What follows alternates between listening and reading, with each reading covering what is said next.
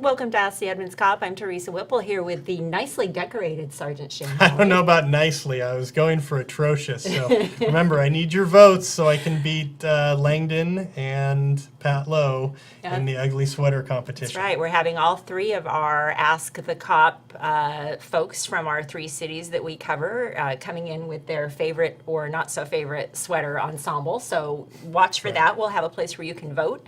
And all the proceeds from that are going to go to a good cause. So that's an extra incentive. But we're going to talk today about something that's been in the news a lot lately, and wouldn't you know, it's hitting locally. That's Bitcoin. So tell me more about this mysterious currency and what's happening. Yeah. So I didn't know a ton about this until you called and said, hey, we need to do a segment on this because you had a fraud related to Bitcoin. And I'm like, we did? Yeah. Okay. So I checked into it, and sure enough, we did.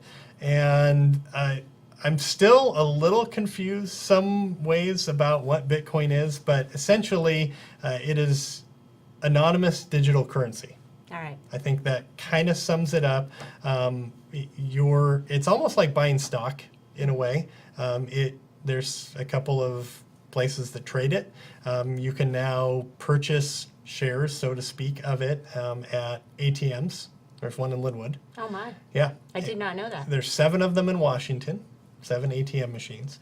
You're not actually getting, you'll see on TV they show the gold coin and it has the B and it looks like a dollar sign. Yeah. You don't actually get those out of the machine. It's not like it's a vending machine. That's just good marketing. That's just marketing. Yeah. And apparently that was done by media, so they had an image to show. You know what? Yes. You got to have Yeah, some you sort gotta of have graphic something. up on Yeah. the screen, right?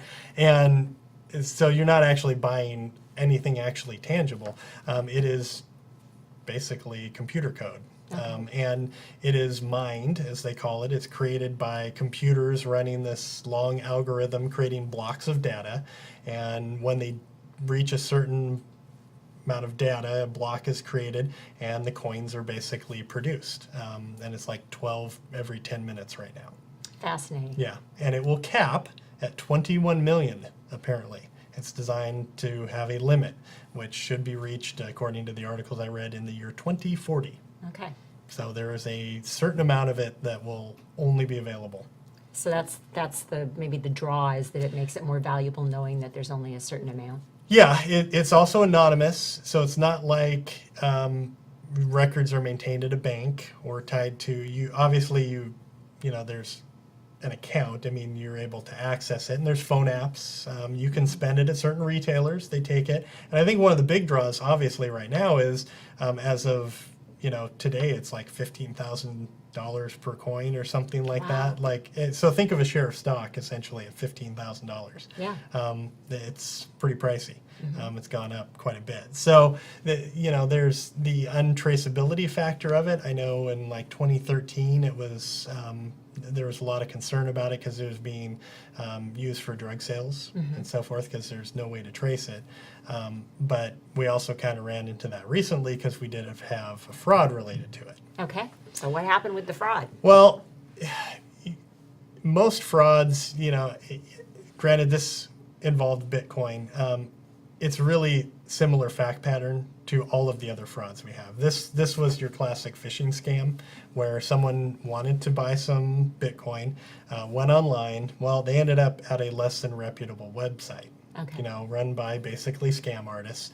And they started instructing her, hey, you can go to this ATM, you can do this, you can buy it. And then it gave her essentially an account number and a code, a unique access code. Well, they conned her into giving them all that information. So it's really no different. It'd be no different than, someone asking for your bank account and password and you give it to them and then they bleed you dry. Okay. That's so it exactly ends up what being happened. identity theft and Pretty much. the results of that. Yeah. Yeah, but it's kind of unique. This is the first one we've seen as far as Bitcoin goes. Yeah. The thing about it being completely anonymous, if that happened with the bank, we would at least have some method of looking and seeing maybe where the money was funneled or so forth. There's no records related to this. We have no way of tracking this at all. So we that's have too no bad. idea. So the anonymity of it, while it's a big draw on one end, if it's we're looking at it for investigation purposes, we've got absolutely nothing to go on. So kind of a double-edged sword. Well, that's something to be aware of. And, Yeah. I guess no matter what the scam is, it's always the old adage of it looks too good to be true. It probably is, right? Well, yeah, I mean, just, don't give out your information. Yeah. Just do not give out your information. Yeah. This is something different because there's really no central repository of all that data. So it's not like you can necessarily just call the bank and say, hey, what's going on with my account? That doesn't exist here. Kind of a unique situation. But if you do have it with the bank or somebody calling, and they want your information and so forth, they should already have that. Yeah. So you want to be real skeptical about that. Or, hey, you know what? If there's something wrong with my account, I'm going to hang up. I'm going to call back, to the 1-800 number I found online or whatever and find out what's going on. And a lot of times you realize, yeah, that was a scam. Someone was fishing for your information. Yeah. Okay. Good. Thank you very much. Yeah, you're welcome. We'll be back soon with another episode of Ask the Edmonds Cop.